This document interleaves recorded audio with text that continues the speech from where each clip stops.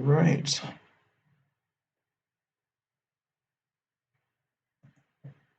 Just had to set up my chat there real quick.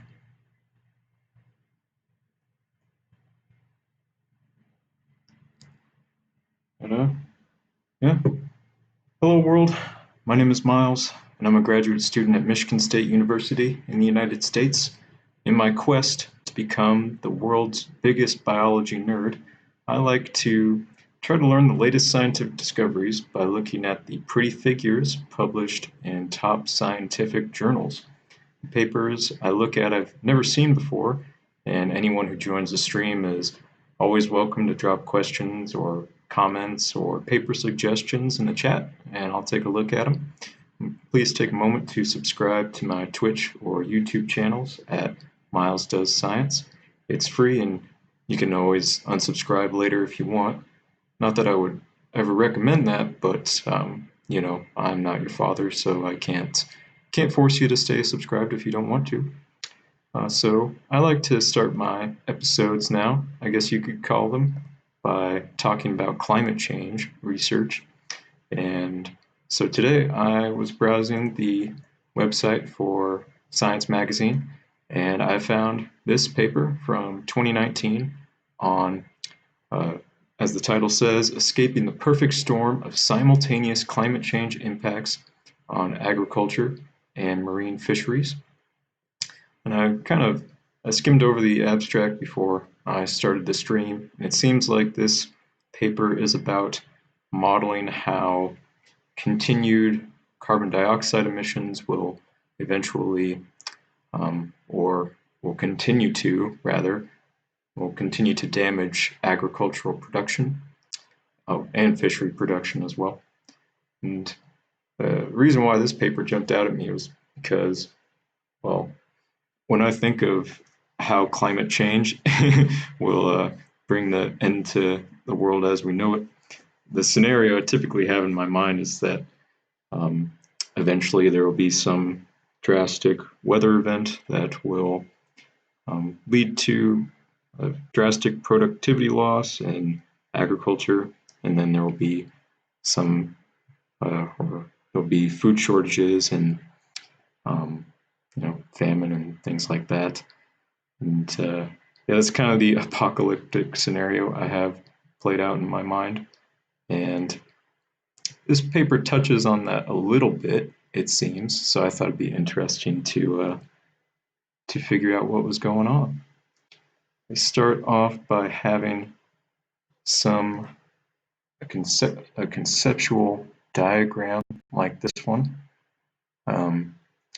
Looks like the important vocabulary terms in this paper are exposure, sensitivity, adaptive capacity, and vulnerability.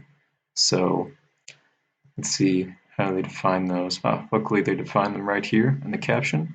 So exposure refers to the extent to which a food production sector is subject to a driver of change. Okay. And then sensitivity refers to the strength of reliance or dependency on this sector in terms of employment, revenue, and food security. And then adaptive capacity refers to the preconditions that enable a country to mobilize resources and adjust its food system in response to climate change. All right, so I guess that this is kind of just showing the connection between those three terms, how the adaptive capacity, sensitivity, and exposure of the agricultural production sector will impact how vulnerable we are as a species to climate change. Wonderful, happy things to think about. You can't have a climate change paper without having some heat map of the globe, and that's exactly what they have here. So let's see. Panel A here shows how agricultural productivity is likely to change by the year 2100. So looks like the different colors represent different changes in productivity. So blue being increases in productivity and red being decreases in productivity. Looks like the more northerly latitudes are going to be getting some substantial increases in productivity, which is interesting. I guess that's to be expected since, they're typically very cold all year round, but as the Earth warms up, these more northerly latitudes will become, I guess, a little more temperate in nature. The United States is going to experience a moderate decline in productivity, while Africa and Asia, all the countries along the equator, typically probably the more sensitive countries, are going to be experiencing large decreases in agricultural productivity. Seems kind of strange here that these northerly latitudes are all blue, and yet Alaska up here is still orange. I guess that's because they, I don't know, the authors probably just modeled the United States as a whole. And, US is discontiguous, so you get a weird looking color like that. And then it's like now we have the same productivity index, but now it's mapped along coastlines. But again, we see the same trend, just countries close to the equator are going to experience large declines in productivity, whereas more northerly latitudes are going to experience less extreme declines and maybe even slight increases. Then we have similar plots here for sensitivity instead of productivity. So looks like the countries that are most sensitive to the or that depend most on their agricultural sector are going to also be the ones that experience the largest declines in agricultural productivity, just by comparing the overlap between these two graphs, A and C. And looks like the same holds for fisheries. And then those more sensitive countries, looks like they also have less capacity to adapt to climate change, which is kind of like, it's just like a trifecta there, that these countries towards the equator are going to be the hardest hit by climate change. So those are some cool heat maps. So let's try to look at the next one. All right, so it looks like this. Okay, so we have a kind of two-dimensional color scheme here, where colors towards the more bluish end of the spectrum refer to countries that have more vulnerable fisheries, and then countries toward the yellow end of the spectrum have more vulnerable agriculture. It was interesting to split it up like that. And then, so what you don't want to be like a purple country with both a very vulnerable fishery sector and a very vulnerable agricultural sector. And again, I guess you kind of see the same trends here, where countries close to the equator are the most vulnerable to changes in productivity for their fishery and agricultural sectors. It's concerning. Surprised that the United States is, I guess, it's kind of moderately vulnerable. It kind of lies in the middle here of this two-dimensional color scheme. I don't know. I guess I expected it to be a little worse. Not to say that it isn't bad. I'm sure being in the middle of this color scheme is not good at all. Doesn't look like there are any countries at the low end of the spectrum with both a not vulnerable agricultural sector and not vulnerable fishery sector. So like the whole globe is going to face the consequences of climate change. Although it looks like there are a few countries in Europe that have, like, they're marked as white, indicating that They have not so vulnerable fishery and agricultural sectors, which I guess that's kind of interesting. Although the authors may just not have data for those countries. It's kind of hard to say. I know there's some interesting um, interesting aspects of climate in this area. I forget which stream it is, but I think like the Gulf Stream, or maybe it's not the Gulf Stream. There's some stream of warm ocean water that flows up here into the north, I think, and keeps this area relatively warm for its latitude. So maybe that might have something to do with it. Uh, I honestly don't know them. I'm not an expert in climate science or anything like that. Most of my training is in microbiology and genetics and mathematics, but I like to try to understand this stuff. So let's see here. What on earth is this? I've never seen a plot like this before. I have like looks like a melted tire, or I don't know, it's like if you put a Hershey's Kiss in your pocket and walk through a desert. I feel like this is what the Hershey Kiss would turn into in your pocket. Well, it looks kind of cool. I'm gonna read the caption for this.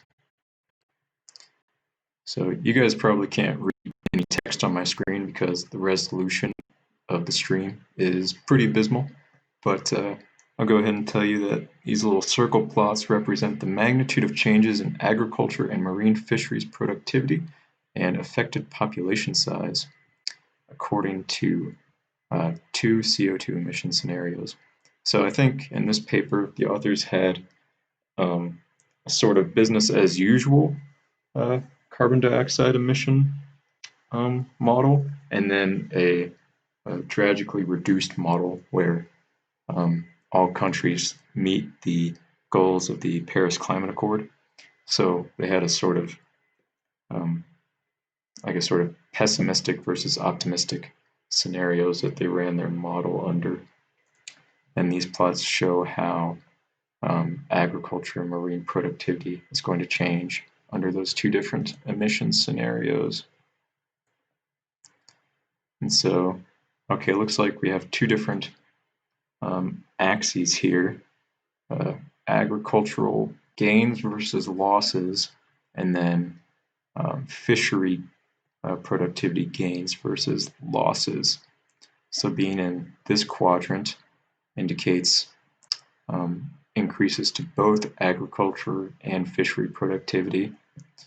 But we see the exact opposite of that.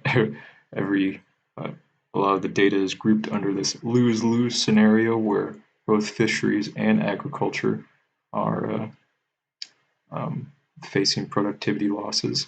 And I think, okay, so it looks like the outer ring, the height there is proportional to population size, and then the inner ring shows the magnitude of the change. Okay, a little confusing, but I think I understand that. So I guess what this is trying to say is that the majority of people on Earth are going to be experiencing this lose-lose scenario where both agriculture and fisheries experience declines in productivity. I think that's what this is saying. And then,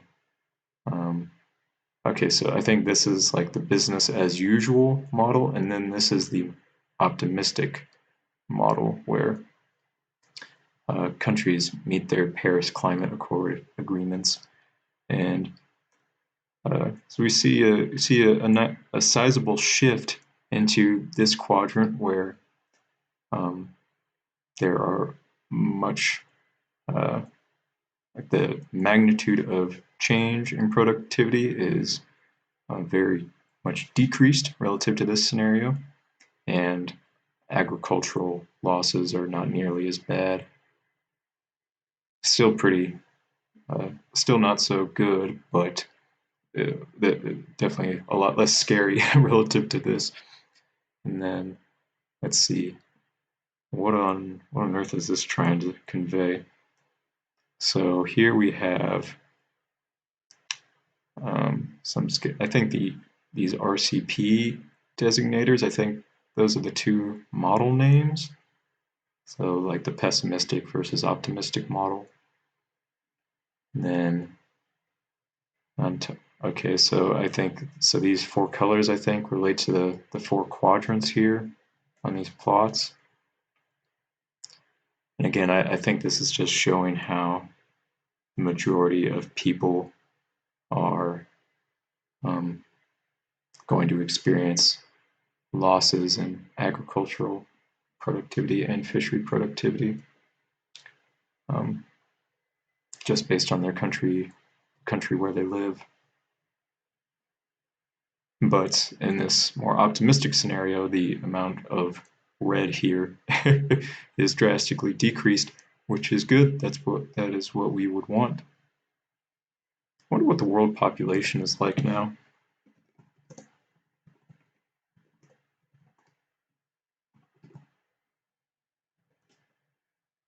You know that humanity is just breeding like some kind of super rabbits here. Worldmeter.info, we have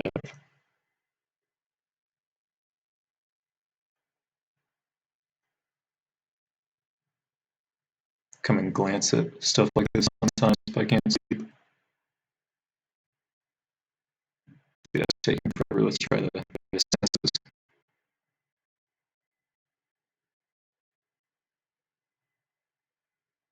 There we go.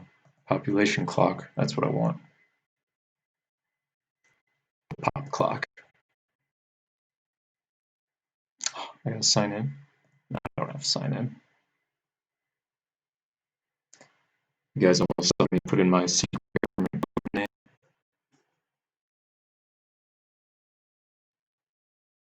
Here we go. Come on. Okay, so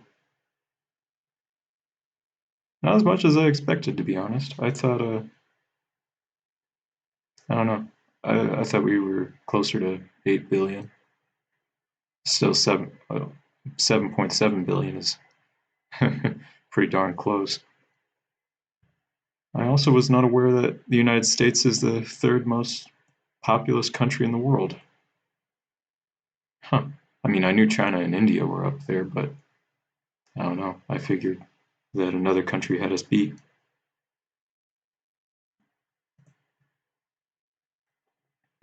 Anyway, let's see here. More figures here. One more figure.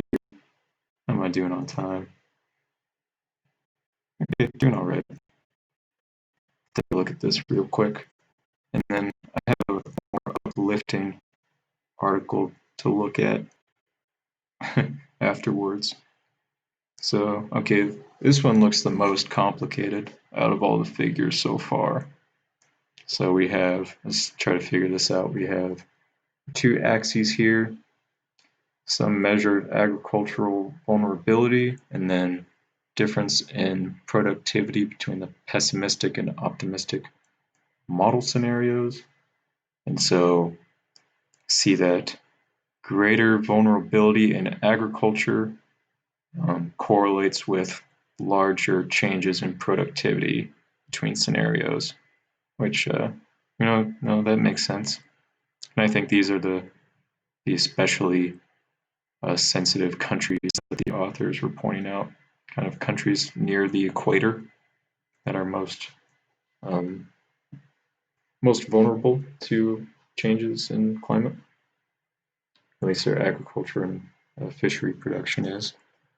And then looks like we see a similar trend for marine fisheries. More marine fishery vulnerability corresponds with greater change in productivity between scenarios. And then let's see here. Looks like, is this showing anything different? Okay, so now we have carbon emissions on the x-axis and still changing productivity on the vertical axis. Looks like greater changes. I mean, I don't really see a correlation here. Have greater changes in, or sorry, no, more carbon emissions. Okay, so it looks like countries that emit the most carbon won't, don't necessarily experience large changes in productivity, which is interesting. The countries that are producing the most CO2, the countries that are putting us in this rough spot that we're in with climate change, they're not the ones that are going to be affected the most by climate change. I mean, seriously, the world could not be more unfair. And then looks like, I think this is just showing the same thing, except over here we have agriculture and over here we have fisheries again. So yeah, we really need to get our act together. I mean, we've known that for a long time, but the longer we wait on this stuff, we're already in a bad spot, and you know, we need to get out and get out and vote and do what we can to make sure children actually have a planet to live on. But enough about that. It's time to talk about singing dogs. So as the title of this paper in PNAS, and I just knew I had to take a look. I'd never heard of a New Guinea Singing Dog before, but I thought I would Google it and come along with you guys. See if we can get a picture of one. Wonder if it's an, okay, so it is an actual dog. I was thinking it might be some kind of rodent or something, but it's like an actual dog. Doesn't look domesticated though.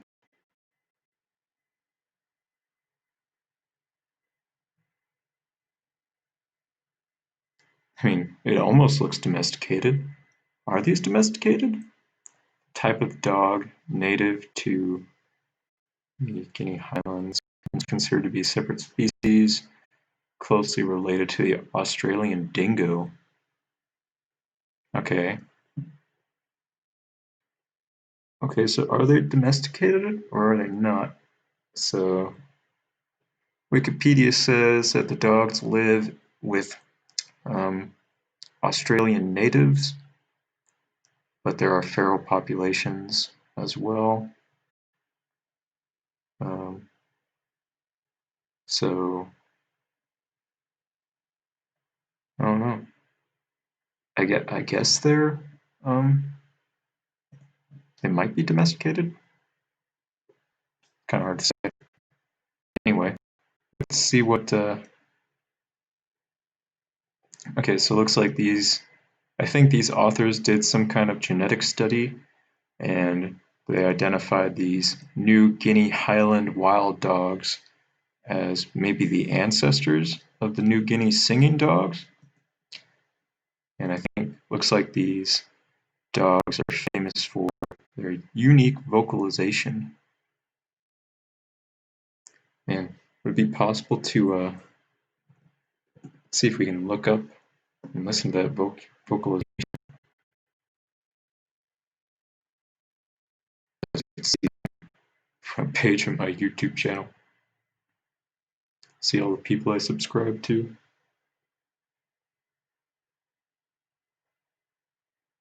And as if YouTube would ever load. My poor little laptop puts everything it has into streaming. I'm getting a phone call. I'll answer that in a second. After I learn about dogs. Come on, man. Let's see here. New Guinea singing dogs.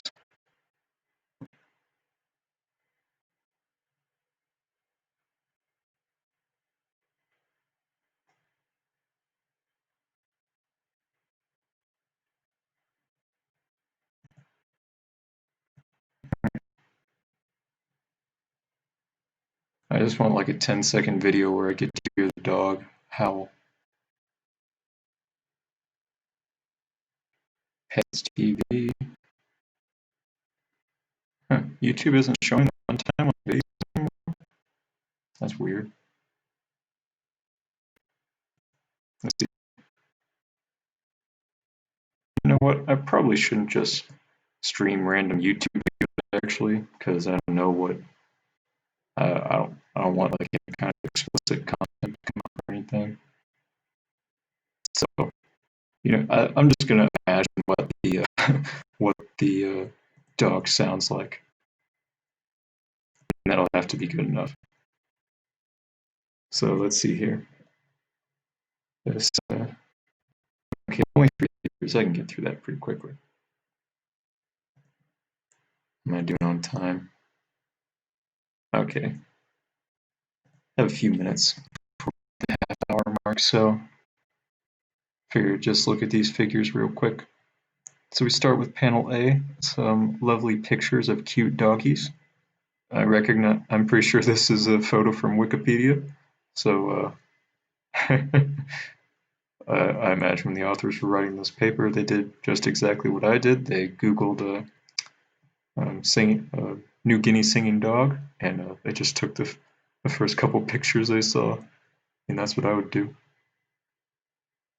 So here we have a nice phylogeny showing relatedness among a bunch of different species of canids, with the New Guinea Singing Dog being in this red clade right here, it's called. Whoops. It looks like the New Guinea Singing Dog is very closely related to the dingo. And if we go back to the last common ancestor between the dingo and the wild dog, we see that the Highland wild dog was derived from that ancestor. Okay, so that's pretty much what I thought the paper would say. Not entirely sure what. Have a bunch of tiny box plots here, or box and whisker plots rather. I'm not entirely sure what they represent. What is that axis? Box plots indicating the distribution of total haplotype sharing between pairs of dogs from different populations. Is total haplotype sharing. Okay, so a haplotype is, my understanding, is just kind of a fancy term for a genotype. I mean, there is a small difference between the two terms, but that's basically what it is. Let's see here. Yeah, I'm not sure.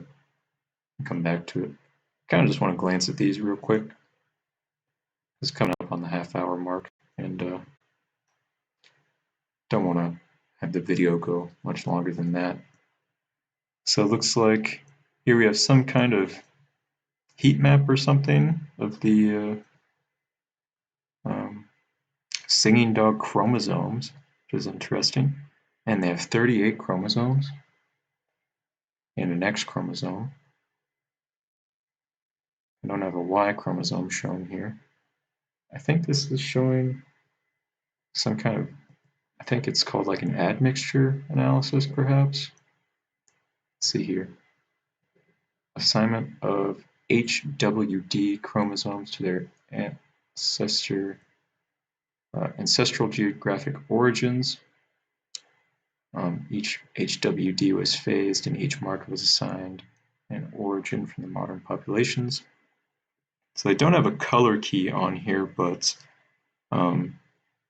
red corresponds to an oceanic population, yellow is an Asian population, light blue is a Western European population, and so on.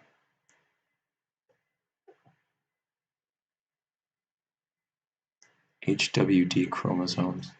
So like Hardy-Weinberg disequilibrium, or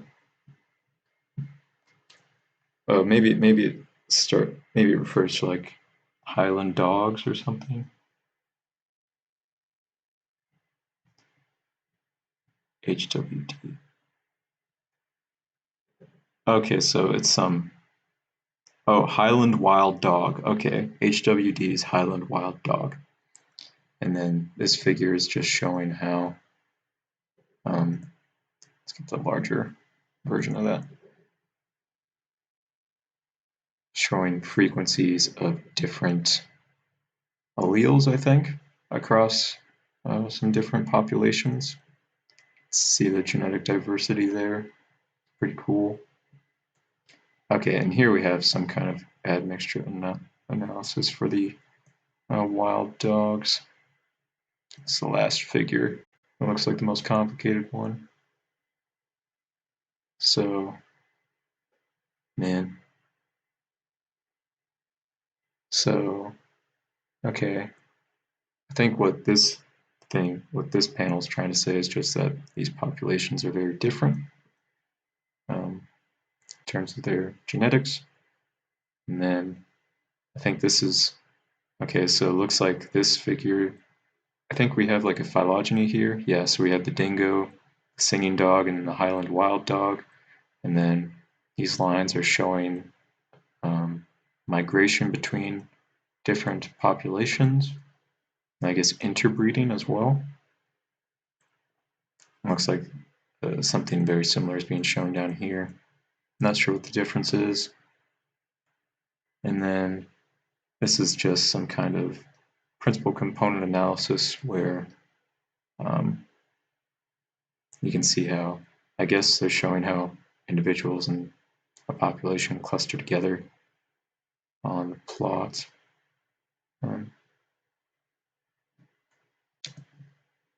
Very rough sense of what's happening. Anyway, so that's pretty interesting. Now you all know what the ancestor of the New Guinea Singing Dog is. So yeah, thank you very much for joining me on today's episode of Learn Science with me. I tried to, I know I streamed kind of late today, but I figured it wouldn't matter too much considering late night last night, and you know, streams I run are still really small, so. But I'm going to try to be more regular with my streaming next time. Try to stream every Saturday and Sunday from 11 a.m. Eastern Time to 11:30 a.m. Eastern Time. And I have some an idea in the works for streaming on Wednesday afternoon as well. But that's still in the pipeline, and I will keep the internet updated on what I make of that. So anyway, if you made it to the end of the video, thank you very much for watching, and have a great sounded like a baby. Have a great rest of your day. Have a great rest of your day. There we go. I can speak like an adult.